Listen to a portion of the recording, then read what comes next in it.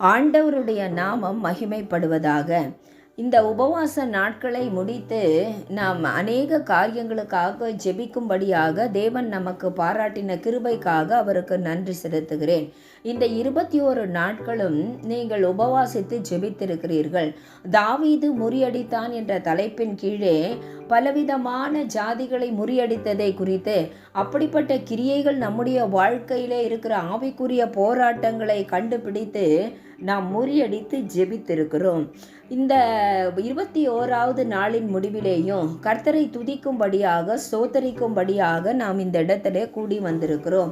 கர்த்தர் இந்த ஜெபத்திற்காக நான் ஜெபித்து கொண்டிருந்த பொழுது, ஆண்டவரே, உம்முடைய பிள்ளைகள் யுத்தம் பண்ணி இருக்கிறார்கள்.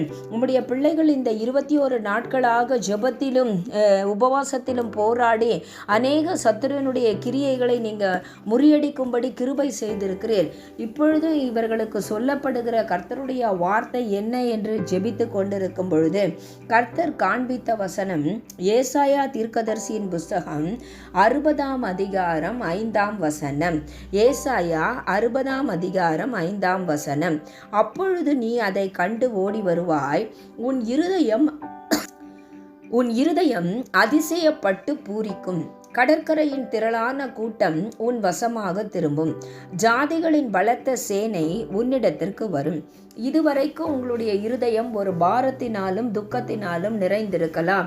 ஏன் என்னுடைய வாழ்க்கையிலே தொடர் போராட்டங்கள், ஏன் இப்படி பிரச்சனைகளுக்கு மேல் பிரச்சனைகள், இதற்கெல்லாம் காரணம் யார் என்பதை நீங்கள் அறியாதபடி குழம்பி இருக்கலாம்.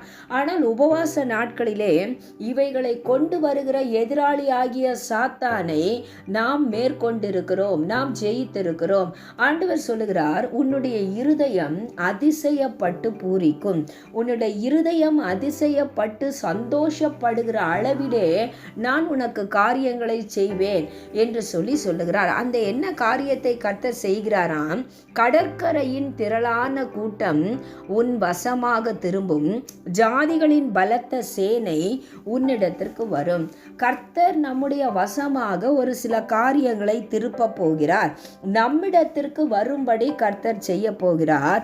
இதன் நிமித்தமாக இருதயம் அதிசயப்பட்டு பூரிக்கும். ஏதோ வாய் பூரிக்கும் என்று சொல்லல, உள்ளத்தின் ஆழத்திலிருந்து ஒரு மகிழ்ச்சியை அனுபவிக்கும்படியாக, ஒரு சந்தோஷத்தை அனுபவிக்கும்படியாக நம் வசமாக தேவன் திருப்ப போகிறார். நம்மிடத்திற்கு அது வரும்படியாக கர்த்தர் செய்ய போகிறார். நமக்கு ஆண்டவர் அதிகாரத்தை கொடுத்திருக்கிறார். மத்தேயு 10:1 சொல்றாரு, சீஷர்களை தம்மிடத்திலே வரவழைத்தவுடன் முதலாக அசுத்த ஆவிகளை துரத்தும்படியான அதிகாரத்தை கர்த்தர் கொடுத்தார். லூக்கா 10:19 சர்ப்பங்களையும் தேள்களையும் மிதிக்கவும் சத்ருவினுடைய சகல வல்லமைகளை மேற்கொள்ளவும் உங்களுக்கு அதிகாரம் கொடுக்கிறேன், ஒன்றும் உங்களை சேதப்படுத்த மாட்டாது என்று சொல்லி கர்த்தர் என்ன செய்தார்னா வாக்கை கர்த்தர் கொடுத்திருக்கிறார். இன்றைக்கு இதுவரை நம்மோடு போராடின எல்லா கிரியைகள், எல்லா போராட்டத்தின் கிரியைகளை நாம் முறியடித்திருக்கிறோம். மேற்கொள்ளுகிற ஒரு அபிஷேகத்தை கர்த்தர் கொடுத்திருக்கிறார். 2 சாமுவேல் 8:1 மையமாக வைத்து தாவீது மோவாபியரை முறியடித்தான், பெலிஸ்தியரை கீழ்ப்படுத்தினான் என்று சொல்லி முறியடித்த பிற்பாடு என்ன காரியங்கள் நடக்கப் போகிறது என்பதை குறித்து தான் நாம் இன்றைக்கு தியானிக்க போகிறோம். முதலாவதாக ஆண்டவர் சொல்லுகிறார், உன் வசமாக திரும்பும். எது உன் வசமாக திரும்ப போகிறது? கடற்கரையின் திரளான கூட்டம். அப்படி என்றால் என்ன? கடலின் திரள் செல்வம் என்று சொல்லி திருவிவிலியத்திலே இந்த வசனத்திற்கான இன்னொரு மொழிபெயர்ப்பை நாம் வாசிக்கலாம். உன்னிடத்திற்கு கொண்டு வரப்படும். எது கொண்டு வரப்படுகிறது? கடலின் திரளான செல்வம். பிற இனத்தவரின் சொத்துக்கள் உன்னை வந்தடையும். கடற்கரை என்றால் என்ன? அது வியாபாரத்தை குறிக்கும். நீங்கள் உபாகமம் 33ஆம் அதிகாரம் 19வது வசனத்தை வாசிப்பீர்கள் என்றால், இசக்கார் கோத்திரத்தை தேவனுடைய மனுஷனாகிய மோசே ஆசீர்வதிக்கும் போது கூட கடல்களில் உள்ள சம்பூரணத்தையும் மணலுக்குள்ளே மறைந்திருக்கிற பொருட்களையும் அனுபவிப்பார்கள் என்று சொல்லி ஆசீர்வதிக்கிறார். கடல்களிலே ஏராளமான ஆசீர்வாதங்கள் உண்டு, சம்பூர்ணங்கள் உண்டு. அடுத்தது என்ன சொல்லுகிறார்? பிற இனத்தவர்களின் சொத்துக்கள், ரிச்சஸ் ஆஃப் த நேஷன் என்று சொல்லி இன்னொரு மொழிபெயர்ப்பு கொடுக்கப்பட்டிருக்கிறது. அது என்ன ஆசீர்வாதமாம்? ஏசாயா 23:18 சொல்லுகிறது, அதன் வியாபாரம் பொக்கிஷமாய் சேர்த்து வைக்கப்படுவதும் இல்லை, பூட்டி வைக்கப்படுவதும் இல்லை. கர்த்தருடைய சமூகத்தில் வாசமாய் இருக்கிறவர்கள் திருப்தியாய் சாப்பிடவும் நல்ல வஸ்திரங்களை தரிக்கவும் அவர்களை சேரும். உன் வசமாக திருப்பப்படும் எது? பொக்கிஷங்கள், ஆசீர்வாதங்கள். இதுவரைக்கும் நீங்கள் அனுபவிக்க முடியாதபடிக்கு பிசாசு முடக்கி வைத்து சிறைப்படுத்தி இருந்தவைகள் ஆண்டவர் ஒரு பெரிய விடுதலையை கொடுத்து ஜெயத்தை கொடுத்து உன் வசமாக திருப்ப போகிறார். உனக்கு வந்து சேரப்போகிறது. நாம் ஆசீர்வாதத்தோடு செல்வ செழிப்பாக இருக்கும்படி அவர்கள் சாப்பிட்டு தரிக்கவும் என்றால் அவர்கள் அனுபவிக்கும்படியான ஆசீர்வாதத்தை நம்முடைய கரத்திலே தேவன் கொண்டு வந்து கொடுக்கிறார். ஏசாயா தீர்க்கதரிசியின் புஸ்தகம் 61:6 இவ்விதமாய் சொல்லுகிறது, நீங்கள் ஜாதிகளின் செல்வத்தை அனுபவித்து அவர்களின் மகிமையை கொண்டு மேன்மை பாராட்டுவீர்கள் என்று சொல்லி 2 சாமுவேல் 8:1 சொல்லுகிறது, தாவீது முறியடித்தான்.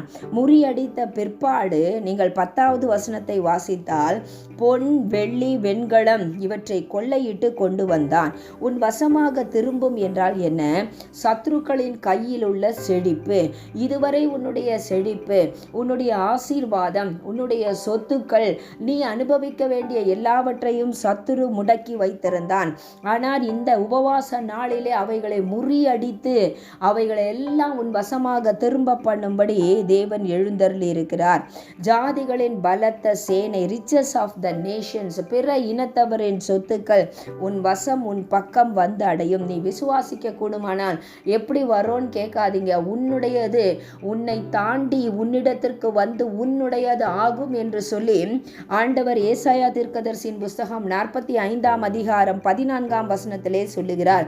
எகிப்தின் சம்பாத்தியம், எத்தியோப்பியாவின் வர்த்தக லாபம், நெடிய ஆட்களாகிய சபேயரின் வர்த்தக லாபம். அப்படி என்றால் என்ன?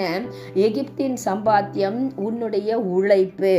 எத்தியோப்பியன் உனக்கு தீமை செய்து உன்னை கெடுத்து உயர்ந்தவர்கள். நீ அனுபவிக்க வேண்டிய காரியங்களை உன்னை அவர்கள் பயன்படுத்தி கொண்டு அவர்கள் ஆசீர்வாதமாகி இருக்கிறார்கள். அங்கே உள்ள உன்னுடைய உழைப்பு, உன்னுடைய பங்கு, உன்னுடைய செல்வங்கள். சபேயர் என்றால் என்ன? உன்னிடத்திலிருந்து பலவந்தமாய் சாய்த்து கொண்டு போனவர்கள். இப்படிப்பட்ட காரியங்களை தேவன் உன் வசமாக திரும்ப பண்ணுகிறார். 2வதாக எவைகள் உன் வசமாக திரும்ப போகிறது? நீங்கள் 2 சாமுவேல் 12:30 நீங்கள் வாசிப்பீர்கள் என்றால் அங்கே சொல்லப்பட்டிருக்கிறது, தாவீதின் தலைமேலே ஒரு கிரீடம் வைக்கப்படுகிறது. தாவீதின் தலைமேலே, இதுவரைக்கும் தாவீதின் தலைமேலே கிரீடம் வைக்கப்பட்டதாக சொல்லல. அபிஷேகம் படினார்கள், அவனை கொண்டு வந்தார்கள், அவனை அழைத்து கொண்டு வருகிறார்கள், சிங்காசனத்திலே உட்காருகிறார்கள். ஆனால் அந்த ரப்பா என்கிற ராஜாவின் தலைமையிலே இருந்த கிரீடம் தாவீது தலைமையிலே வைக்கப்பட்டது. அது எப்படி இருந்ததா? 1 தாலந்து நிறை பொன்னும் ரத்தினங்கள் பதித்ததுமாய் இருந்தது. இந்த கிரீடம் எதை குறிக்கிறது? அதிகாரத்தை கொடுக்கிறது, ஆளுகையை குறிக்கிறது. மனிதன் ஆதியிலே ஆண்டவர் அதிகாரத்தையும் ஆளுகையும் கொடுத்தார். ஆனால் அவன் பாவம் செய்த போதோ, அவன் சத்ருவுக்கு இடம் கொடுத்த பொழுதோ, பிசாசுக்கு இடம் கொடுத்த பொழுதோ அவனிடத்திலிருந்து ஆளுகையும் அதிகாரங்களும் பறிபோனது. ஆனால் ஆண்டவர் சொல்கிறாரு, மறுபடியும் நான் உனக்கு தருவேன், நீ சத்ருவை முறியடித்து ஜெயிப்பாய் என்று சொன்னால் அந்த அதிகாரங்கள் உன் வசமாக திருப்பப்படும். பாருங்க, எபிரேயர் 1:14 தேவ தூதனை பணிவிடை ஆவிகளாக கொடுத்தார். எபிரேயர் 2:8 மகிமையினாலும் கனத்தினாலும் முடிசூட்டினார். உம்முடைய கரத்தின் கிரியைகளின் மேலே, கர்த்தர் உண்டாக்கின இயற்கையின் மேலே நமக்கு அதிகாரம் கொடுத்திருக்கிறார். எனவே நீங்கள் பயந்து போகாதிருங்கள். நீங்கள் பிசாசை கண்டு பயப்படாதீர்கள், நோயை கண்டு பயப்படாதீர்கள். நாம் யார்? நாம் அதிகாரம் உள்ளவர்கள். நமக்கு கர்த்தர் நம் தலையின் மேலே அபிஷேகம் என்னும் தைலத்தை கிரீடமாக ஆண்டவர் வைத்திருக்கிறார். எனவே அந்த அபிஷேகம் உங்களுக்கு ஆளுகையை கொடுக்கும், உங்களை இன்னும் உயர்த்தும், பல பொறுப்புகளை கொடுக்கும் என்பதிலே சந்தேகமே இல்லை. உன் வசமாக திரும்பும் என்று சொன்னால் உன்னுடைய சுதந்திரம், உன்னுடைய ஆளுகை, உன்னுடைய அதிகாரம், நீ இழந்து போன அதிகாரங்கள் உங்களுக்கு கொடுக்கப்படும். மூன்றாவதாக 1 சாமுவேல் 30:19 சொல்லுகிறது, அங்கே தாவீது ஒன்று குறையாமல் எல்லாவற்றையும் திருப்பி கொண்டான். அமலேக்கியர் யுத்தம் பண்ணி அவனுடைய மனைவிமார் பிள்ளைகளை பிடித்து கொண்டு போய்விட்டார்கள். தாவீது ஆண்டவரிடத்தில் கேட்கிறான், அந்த தண்டை நான் பிடிக்கட்டுமா, அந்த தொண்டை பின் தொடரட்டுமா என்று கேட்டு ஆண்டவர் சொல்லுகிறார், நீ தொடர், அதை பிடித்து நீ சகலத்தையும் திருப்பி கொள்ளுவாய். நீங்கள் பார்த்து தண்டை பார்த்து பயந்துராதீங்க, பட்டணம் எரிக்கப்பட்டிருக்கிறதை பார்த்து பயந்துராத, நீ பின் தொடர், நீ அந்த தண்டை தொடர்ந்து போ. என்னை கேட்டுக்கொண்டிருக்கிற தேவ ஜனமே, சத்துரு எவ்வளவு ஆக்ரோஷமாக உன்மேலும் உன் குடும்பத்தின் மேலும் இறங்கி உனக்கு நஷ்டத்தை உண்டு பண்ணி இருந்தாலும் நீ சும்மா இருக்காத, நீ அந்த தண்டை தொடர்ந்து போ, நீ தொடர்ந்து ஜெபி. எதுவரைக்கும் நீ தொடர்ந்து ஜெபிக்கணும், ஒன்று குறையாதபடி நீ திருப்பி கொள்ளுகிற வரைக்கும் நீ சகலத்தையும் நீ திருப்பி கொள்ளுவாய். சிறைப்பட்டு போனவன் தீவிரமாய் விடுதலை ஆவான் என்று ஏசாயா 51:14 சொல்லப்பட்டிருக்கிறது. ஒருவேளை உன் பிள்ளைகளை சத்துரு சிறைப்படுத்தி வைத்திருக்கிறானா, உன்னுடைய வாழ்க்கை துணையை சிறைப்படுத்தி வைத்திருக்கிறானா, உன்னுடைய உறவுகள் சத்துருவின் கையிலே போய்விட்டார்களா, பின்மாற்றமாய் இருக்கிறார்களா, சோர்ந்து போகாதிருங்கள், நீங்க பின் தொடருங்க, நீ திருப்பி கொள்ளுவாய். கர்த்தர் உனக்கு ஜெயத்தை தருவான். அது மாத்திரமல்ல, அவனோடு கூட அவன் எடுத்துக்கொண்ட பொருட்களையும் தாவீது ஒன்று குறையாமல் எல்லாவற்றையும் தாவீது திருப்பி கொண்டான் என்று சொல்லப்பட்டிருக்கிறது. உறவுகளை உன் வசமாக தேவன் திருப்ப பண்ணுவார். நான்காவதாக யோசுவா 18:1 சொல்லுகிறது, தேசம் அவர்கள் வசமாக மாறிற்று.